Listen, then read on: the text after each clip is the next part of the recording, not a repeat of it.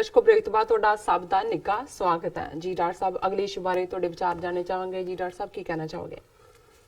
ਦੇਖੋ, ਜਿਵੇਂ ਅਸੀਂ ਪਹਿਲੇ ਸੈਗਮੈਂਟ 'ਚ ਮੈਂਸ਼ਨ ਕੀਤਾ ਹੈ ਕਿ ਕਿਵੇਂ ਇੰਟਰਨੈਸ਼ਨਲ ਐਨਾਲਿਸਟ ਵੀ ਹੁਣ ਰੌਕ ਸਟੇਟ ਭਾਰਤ ਨੂੰ ਸਮਝਦੇ ਨੇ ਜੀ। ਪਾਕਿਸਤਾਨ ਦਾ ਜਿਹੜਾ ਵਰਤਾਰਾ ਸੀ ਇਹ ਸਾਰੇ ਪੀਰੀਅਡ 'ਚ ਬਿਲਕੁਲ ਉਸ 'ਚੋਂ ਉਹਨਾਂ ਦਾ ਮੈਚਿਓਰ ਹੋਣਾ, ਇੱਕ ਡੈਮੋਕ੍ਰੈਟਿਕ ਕੰਟਰੀ ਔਰ ਸਿਚੁਏਸ਼ਨ ਨੂੰ ਬੜਾ ਠਰਮੇ ਦੇ ਨਾਲ ਵਿਦ ਪੇਸ਼ੈਂਸ ਜਿਹੜਾ ਉਹਨਾਂ ਨੇ ਸਾਰੇ ਦੇ ਨਾਲ ਡੀਲ ਕੀਤਾ। ਔਰ ਜੋ ਹੋਇਆ ਇਹਨਾਂ ਦਿਨਾਂ 14 ਫਰਵਰੀ ਤੋਂ ਲੈ ਕੇ ਅੱਜ 8 ਮਾਰਚ ਤੱਕ, ਇਹਨਾਂ 3 ਹਫ਼ਤਿਆਂ 'ਚ ਕਿਹੋ ਜਿਹੀ ਸਿਚੁਏਸ਼ਨ ਬਣੀ, ਗੱਲ ਕਿੱਧਰ ਨੂੰ ਜਾ ਸਕਦੀ ਸੀ, ਕਿੱਥੋਂ ਫਰੋਮ ਦਾ ਬ੍ਰਿੰਕ ਆਫ ਡਿਜ਼ਾਸਟਰ ਇਹ ਮੁੜੀ। ਨਿਊਯਾਰਕ ਟਾਈਮਸ ਦਾ ਐਡੀਟੋਰੀਅਲ ਇਸ ਦੇ ਉੱਤੇ ਆਪਣੇ ਆਪ 'ਚ ਇਸ ਗੱਲ ਦੀ ਗਵਾਹੀ ਦਿੰਦਾ ਹੈ। ਔਰ ਇਹ ਐਡੀਟੋਰੀਅਲ ਜਿਹੜਾ ਉਹਨਾਂ ਦੇ ਐਡੀਟੋਰੀਅਲ ਬੋਰਡ ਨੇ ਲਿਖਿਆ ਔਰ ਉਹਦੇ ਥੱਲੇ ਉਹਨਾਂ ਨੇ ਦਿੱਤਾ ਹੈ, the editorial board represents the opinions of the board, its editor and the publisher. It is separate from newsroom and op-ed section. So ਇਹ ਬੜਾ ਪਾਵਰਫੁਲ ਹੈ। ਹੁੰਦਾ ਵੀ ਓਪੀਨੀਅਨ ਪੇਜ ਲੱਗ ਗਿਆ, ਓਪੀਨੀਅਨ ਪੇਜ ਹੁੰਦਾ ਉਹਦਾ ਆਪਣਾ ਵਿਊ ਹੈ, ਪਰ ਇਹ ਨਿਊਯਾਰਕ ਟਾਈਮਸ ਦੇ ਐਡੀਟੋਰੀਅਲ ਬੋਰਡ ਦਾ ਕਲੈਕਟਿਵ ਓਪੀਨੀਅਨ ਹੈ। ਔਰ ਉਹਦੀ ਉਹਨਾਂ ਨੇ ਜਿਹੜੀ ਹੈ ਹੈਡਲਾਈਨ ਦਿੱਤੀ, this is where nuclear exchange is most likely. It is not North Korea. Tensions have cooled between India and Pakistan after a terrorist attack, but their nuclear arsenals mean unthinkable consequences are always possible. ਇਹ headline ਹੀ ਆਪਣੇ ਆਪ ਸਾਰਾ ਕੁਝ ਕਹਿ ਦਿੰਦੀ ਹੈ ਜੀ। ਉਹਨੇ ਕਿਹਾ ਜੀ ਵੀ ਜਿਹੜਾ ਨਿਊਕਲੀਅਰ ਜੰਗ ਦਾ ਕਿਤੇ ਖਤਰਾ ਹੈ ਦੁਨੀਆ 'ਚ, ਉਹ ਨਾਰਥ ਕੋਰੀਆ 'ਚ ਨਹੀਂ ਹੈ। ਹੁਣ ਟਰੰਪ ਜਿਹੜਾ ਹੈ ਉਹ ਆਲ ਦਾ ਵੇ ਉੱਥੇ ਗਿਆ, ਹਾਲਾਂ ਉਹਦੇ 'ਚੋਂ ਵੀ ਕੁਝ ਨਹੀਂ ਨਿਕਲਿਆ, ਫੇਲ ਹੋਈ ਹੈ ਨੈਗੋਸ਼ੀਏਸ਼ਨਸ। ਲੇਕਿਨ ਨਾਰਥ ਕੋਰੀਆ ਕਿੰਨਾ ਵੱਡਾ ਖਤਰਾ ਹੈ, ਉਹਨੂੰ ਕਿਵੇਂ ਬਣਾ ਕੇ ਪ੍ਰੈਜ਼ੈਂਟ ਕੀਤਾ। ਪਰ ਨਿਊਯਾਰਕ ਟਾਈਮਸ ਦਾ ਹੈਡਲਾਈਨ ਦੇ ਵਿੱਚ ਇਹ ਕਹਿਣਾ ਕਿ ਵੀ ਇਹ ਨਿਊਕਲੀਅਰ ਐਕਸਚੇਂਜ ਹੋਇਆ ਤੇ ਨਾਰਥ ਕੋਰੀਆ ਔਰ ਸਾਊਥ ਕੋਰੀਆ ਵਿਚਾਲੇ ਨਹੀਂ ਹੋਣਾ, ਇਹ ਇੰਡੀਆ ਪਾਕਿਸਤਾਨ 'ਚ। ਫਿਰ ਜਿਹੜਾ ਉਹਨਾਂ ਦਾ ਦੂਸਰਾ ਹੈ ਕਿ ਵੀ ਇਹ ਜਿਹੜਾ ਉਹਨਾਂ ਦਾ ਨਿਊਕਲੀਅਰ ਆਰਸਨਲ ਹੈ, ਦੋਨੋਂ ਪਾਸਿਓਂ ਜਿਹੜਾ ਜ਼ਖੀਰਾ ਹੈ ਉਹਨਾਂ ਦਾ ਇਹਨਾਂ ਜਵਾਰੀ ਹਥਿਆਰਾਂ ਦਾ, ਇਹਦੇ ਜਿਹੜੇ ਕਨਸੀਕੁਐਂਸ ਨੇ, ਇਹਦੇ ਨਤੀਜੇ ਨੇ, ਉਹ ਕੀ ਹੋਣਗੇ, ਉਹ ਸੋਚ ਕੇ ਵੀ ਕੰਬਣੀ ਚੜਨ ਵਾਲੀ ਗੱਲ ਹੈ। ਔਰ ਉਹਦੇ 'ਚ ਉਹਨਾਂ ਨੇ ਕਿਹਾ the current focus on North Korea's growing arsenal obscures the fact that the most likely trigger for a nuclear exchange could be the conflict between India and Pakistan. ਕਿ ਭਾਰਤ ਔਰ ਪਾਕਿਸਤਾਨ ਦਾ ਜਿਹੜਾ ਝਗੜਾ ਔਰ ਟਕਰਾਅ ਹੈ, ਇਹਦੇ ਸਭ ਤੋਂ ਖਤਰਨਾਕ ਨਿਊਕਲੀਅਰ ਜਿਹੜੀ ਜੰਗ ਦੀਆਂ ਪੋਸਿਬਿਲਿਟੀਜ਼ ਨੇ ਉੱਥੇ ਨੇ। Long among the world's most antagonistic neighbors, the two nations clashed again last week before fortunately finding the good sense to de-escalate. The latest confrontation, the most serious between the two nations in more than a decade, gave way to more normal pursuits like trade at a border crossing and sporadic cross-border shelling. ਕਿ ਵੀ ਇਹ ਜਿਹੜਾ ਪਿਛਲੇ ਦਿਨਾਂ 'ਚ ਹੋਇਆ, ਉਹਨੇ ਕਿਹਾ ਜੀ ਲੱਕੀਲੀ ਡੀ-ਐਸਕੇਲੇਟ ਹੋ ਗਿਆ ਵੀ ਪਹਿਲਾਂ ਤਾਂ ਬਾਰਡਰ ਦੇ ਉੱਤੇ ਸ਼ੈਲਿੰਗ ਵਗੈਰਾ ਜਿਹੜੀ ਹੈ ਉਹ ਨਾਰਮਲ ਵਾਂਗ ਚੱਲ ਰਹੀ ਸੀ, ਜਾਂ ਟ੍ਰੇਡ ਵੀ ਚੱਲ ਰਿਹਾ ਹੈ, ਸ਼ੈਲਿੰਗ ਵੀ ਚੱਲ ਰਹੀ ਹੈ। ਪਰ ਇਹ ਜਿਹੜੇ ਦੋਨੋਂ ਹੀ ਮੋਸਟ ਐਂਟਾਗੋਨਿਸਟਿਕ, ਜਿਹੜੇ ਇੱਕ ਦੂਜੇ ਦੇ ਬਿਲਕੁਲ ਕੱਟੜ ਵਿਰੋਧੀ ਨੇ, ਉਹਨਾਂ ਦੇ ਦੁਆਲੇ ਜਿਹੜੀ ਇਹ ਸਾਰੀ ਹੋਈ ਪਾਰਟ, ਇਹ ਬੜੀ ਸੀਰੀਅਸ ਸੀ, ਬੜੀ ਗੰਭੀਰ ਸੀ। ਫਿਰ New York Times the editorial, but this relative calm is not a solution. As long as India and Pakistan refuse to deal with their core dispute, the future of Kashmir, they face unpredictable, possibly terrifying consequences. ਉਹਨਾਂ ਨੇ ਕਿਹਾ ਜੀ ਇਹ ਬੇਸ਼ੱਕ ਲੱਗਦਾ ਹੈ ਵਕਤੀ ਜਿਹੀ ਸ਼ਾਂਤੀ ਹੋਈ ਹੈ, ਪਰ ਜਦੋਂ ਤੱਕ ਜਿਹੜਾ ਇਸ ਸਾਰੇ ਪੁਆੜੇ ਦੀ ਜੜ ਹੈ ਜਾਂ ਉਸ ਦੀ ਜੜ 'ਚ ਬੈਠਾ ਇਸ਼ੂ ਹੈ, ਕੋਰ ਇਸ਼ੂ, ਉਹ ਹੈ ਕਸ਼ਮੀਰ ਇਸ਼ੂ। ਸੋ ਨਿਊਯਾਰਕ ਟਾਈਮਸ ਐਡੀਟੋਰੀਅਲ ਕਹਿ ਰਿਹਾ ਜਦੋਂ ਤੱਕ ਇਸ ਕੋਰ ਇਸ਼ੂ ਨੂੰ ਰਿਜ਼ੋਲਵ ਨਹੀਂ ਕੀਤਾ ਜਾਂਦਾ, ਉਦੋਂ ਤੱਕ ਕੁਝ ਵੀ ਹੋ ਸਕਦਾ, ਅਨਪ੍ਰੈਡਿਕਟੇਬਲ, ਕਿ ਉਸ ਦਾ ਕੋਈ ਪੋਸੀਬਿਲਿਟੀ ਨੂੰ ਨਹੀਂ ਦੇਖਿਆ, ਪੋਸੀਬਲੀ ਟੈਰੀਫਾਈਂਗ, ਜੋ ਵੀ ਹੋਏਗਾ ਉਹ ਖੌਫਨਾਕ ਹੋਏਗਾ। ਜ਼ਾਹਰ ਹੈ ਕਿ ਵੀ ਬਿਲਕੁਲ ਸਮਝ ਆਈ ਹੋਈ ਹੈ ਇਹਨਾਂ ਨੂੰ ਕਿ ਵੀ ਕੀ ਹੋਏਗਾ। ਫਿਰ ਉਹਨੇ ਅਗਲਾ ਪੈਰਾ 'ਚ ਐਕਸਪਲੇਨ ਕੀਤਾ ਕਿ ਫਰਵਰੀ 14 ਨੂੰ ਜਿਹੜਾ ਅਟੈਕ ਹੋਇਆ ਦਹਿਸ਼ਤਗਰਦੀ ਦਾ, ਔਰ ਉਹਦੇ 'ਚ 40 CRPF ਦੇ ਬੰਦੇ ਮਾਰੇ ਗਏ, ਔਰ ਜਿਹੜਾ ਜੈਸ਼-ਏ ਮੁਹੰਮਦ ਨੇ ਜ਼ਿੰਮੇਵਾਰੀ ਲਈ, ਇਹ ਅਮਰੀਕਾ ਨੇ ਜੈਸ਼-ਏ ਮੁਹੰਮਦ ਨੂੰ ਦਹਿਸ਼ਤਗਰਦ ਜਥੇਬੰਦੀ ਬਣਾਇਆ ਹੋਇਆ। ਫਿਰ ਉਹਨੇ ਕਿਹਾ ਕਿ ਵੀ ਇੰਡੀਆ ਨੇ ਆਪਣੇ ਵਾਰ ਪਲੇਨਸ ਭੇਜੇ ਪਾਕਿਸਤਾਨ 'ਚ 5 ਡੈਕੇਡਸ ਦੇ ਵਿੱਚ। ਇਹ ਜ਼ਾਹਰ ਹੈ ਕਿ 71 ਦੀ ਲੜਾਈ ਤੋਂ ਬਾਅਦ ਜਿਹੜੀ ਹੈ, ਹਾਲਾਂ ਕਾਰਗਿਲ ਹੋਈ ਹੈ 1999 'ਚ, ਪਰ ਕਾਰਗਿਲ 'ਚ ਜਿਹੜਾ ਉਹ ਉੱਥੋਂ ਤੱਕ ਹੀ ਮਹਿਦੂਦ ਸੀ, ਇਹ ਨਹੀਂ ਹੈ ਵੀ ਬਾਰਡਰ ਕ੍ਰਾਸ ਕੀਤਾ।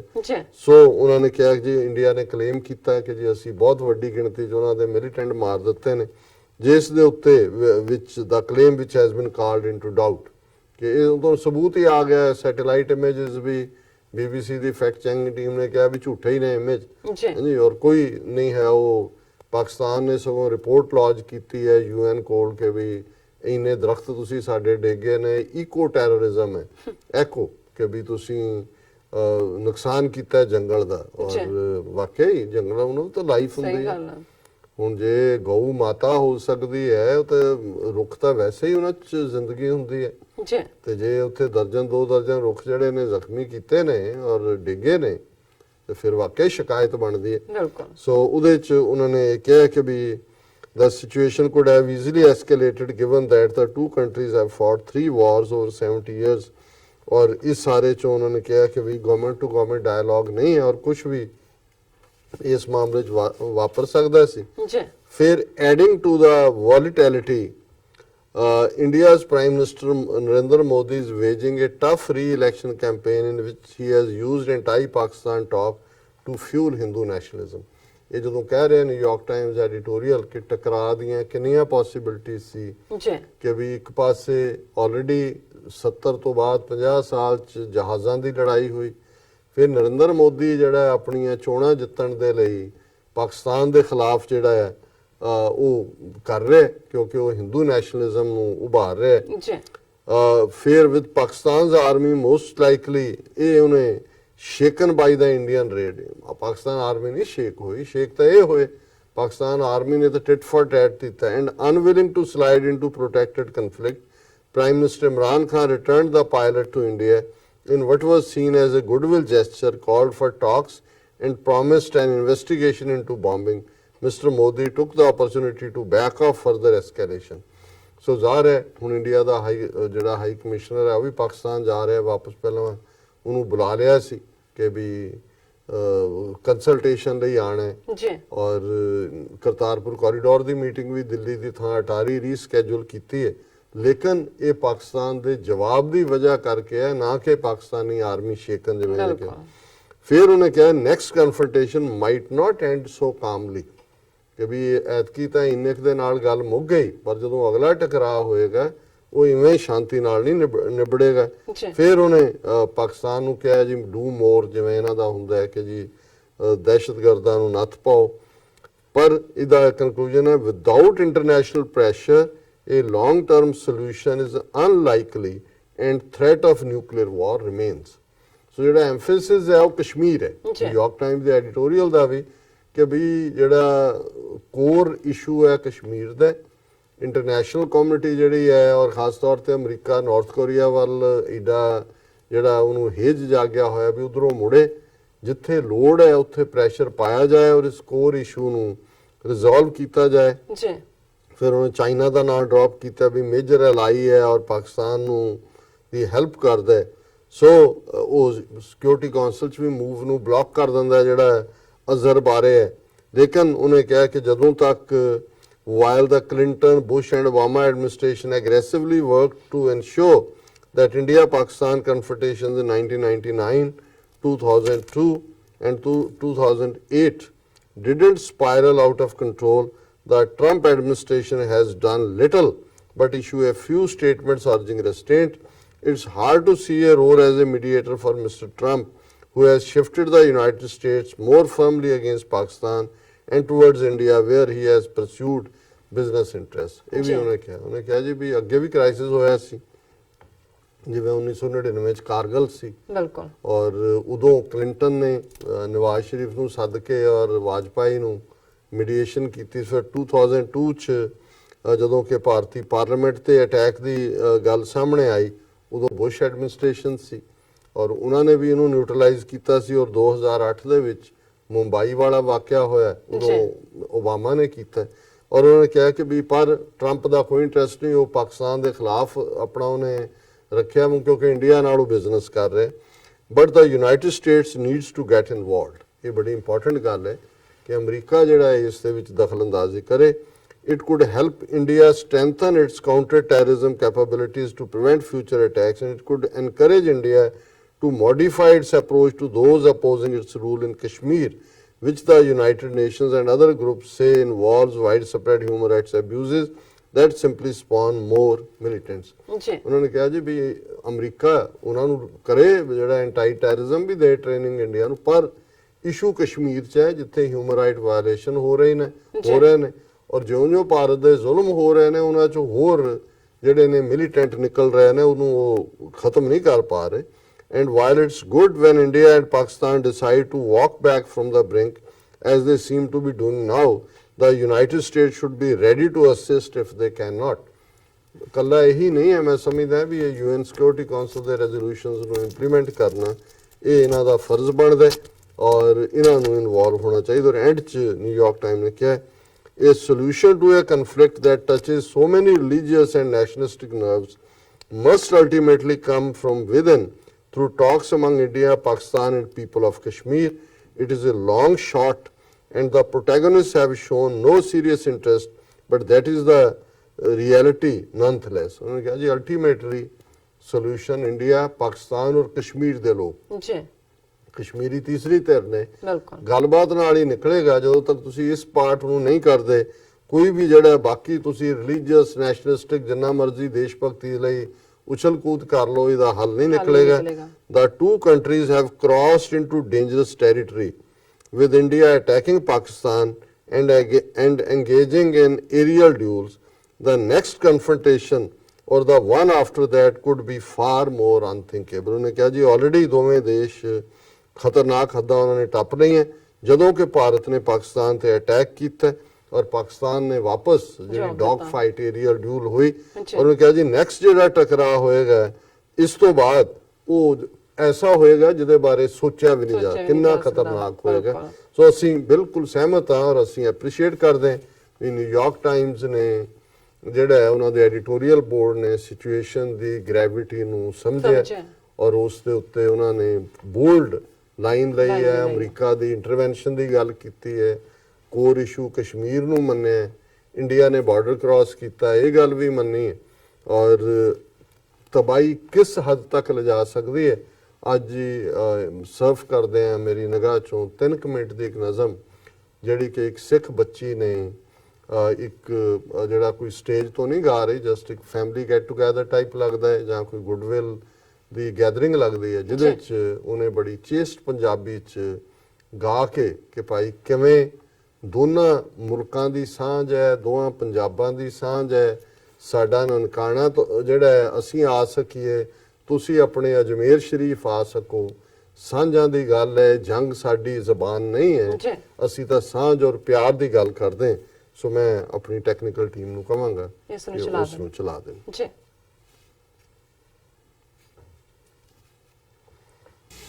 ਸਾਡਾ ਦੀਨ ਸਾਂਝਾ ਹੈ, ਸਾਡਾ ਈਮਾਨ ਸਾਂਝਾ ਹੈ, ਸਾਡਾ ਦੀਨ ਸਾਂਝਾ ਹੈ, ਸਾਡਾ ਈਮਾਨ ਸਾਂਝਾ ਹੈ, ਇਹ ਹਿੰਦੁਸਤਾਨ ਸਾਂਝਾ ਹੈ, ਉਹ ਪਾਕਿਸਤਾਨ ਸਾਂਝਾ ਹੈ, ਸਾਡਾ ਦੀਨ ਸਾਂਝਾ ਹੈ।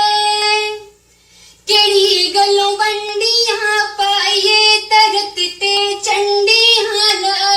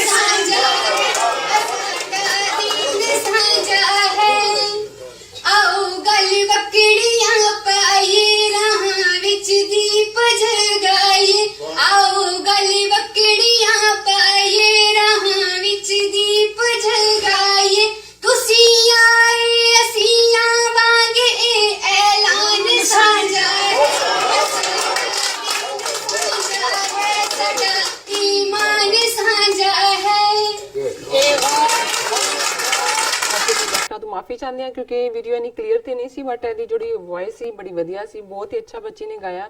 ਆਈ ਹੋਪ ਤੁਹਾਨੂੰ ਸਾਰਿਆਂ ਨੂੰ ਪਸੰਦ ਆਇਆ ਹੋਵੇਗਾ। ਵਿਊਅਰਸ, ਅਸੀਂ ਫਿਰ ਦੁਬਾਰਾ ਤੁਹਾਨੂੰ ਅਪੀਲ ਤੇ ਬੇਨਤੀ ਕਰਨਾ ਚਾਹੁੰਦੇ ਹਾਂ, ਜਿਸ ਤਰ੍ਹਾਂ ਕਿ ਤੁਸੀਂ ਜਾਣਦੇ ਹੋ ਕਿ TV 84 ਇੱਕ ਪੰਥਕ ਚੈਨਲ ਹੈ। TV 84 ਸਿੱਖਾਂ, ਕਸ਼ਮੀਰੀਆਂ ਤੇ ਭਾਰਤੀਆਂ ਨੌਰਥ ਸਟੇਟਾਂ ਦੇ ਲੋਕਾਂ ਦੇ ਸਵੈ ਨਿਰਣੇ ਦੇ ਹੱਕਾਂ ਦਾ ਹਾਮੀ ਹੈ। ਅਸੀਂ ਚਾਹਾਂਗੇ ਕਿ ਤੁਸੀਂ TV 84 ਦੀ ਵੱਧ ਤੋਂ ਵੱਧ ਮਾਈਕ ਸਹਾਇਤਾ ਕਰੋ। ਤੁਸੀਂ ਆਪਣੀ ਮਾਈਕ ਸਹਾਇਤਾ ਸਾਡੀ ਵੈਬਸਾਈਟ tv84.tv ਤੇ ਜਾ ਕੇ PayPal ਦੀ ਵਰਤੋਂ ਕਰਕੇ ਵਨ ਟਾਈਮ ਡੋਨੇਟ ਕਰ ਸਕਦੇ ਹੋ, ਮੰਥਲੀ ਡੋਨੇਟ ਵੀ ਕਰ ਸਕਦੇ ਹੋ। ਤੁਸੀਂ TV 84 ਦੇ ਨਾਮ ਦੇ ਚੈੱਕ ਬਣਾ ਕੇ ਸਾਨੂੰ ਮੇਲ ਵੀ ਕਰ ਸਕਦੇ ਹੋ ਸਾਡੇ ਇਸ ਪਤੇ ਤੇ 36-01 37th Avenue, Long Island City, New York 11101 USA, ਜਾਂ ਫਿਰ ਤੁਸੀਂ ਸਾਨੂੰ ਫੋਨ ਰਾਹੀਂ ਵੀ ਸੰਪਰਕ ਕਰ ਸਕਦੇ ਹੋ ਸਾਡੇ ਫੋਨ ਨੰਬਰ ਤੇ 5164060694। Thank you so much viewers. ਤੁਸੀਂ ਕਿਤੇ ਨਹੀਂ ਜਾਣਾ, ਮਿਲਦੇ ਹਾਂ ਛੋਟੇ ਜਿਹੇ ਬ੍ਰੇਕ ਤੋਂ ਬਾਅਦ।